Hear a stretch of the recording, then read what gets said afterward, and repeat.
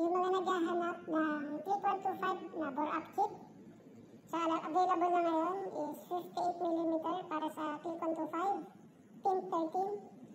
So, ready na rin ito kung naka 2 valves ka or naka 4 valves ka. So, yung kasamang piston is blank. So, i-check natin ang clearance ng piston wall and cylinder wall. So, itutulak ko sa kamay. Okay, so try natin. So, yan. So, ganun siya ka-smooth. Yan. Yan, magalaw. Masik na. So, ganun ka-smooth ang piston.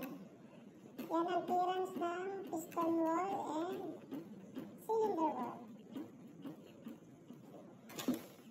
Yan. So, yung piston nito is hulog. So, yan, daglag natin.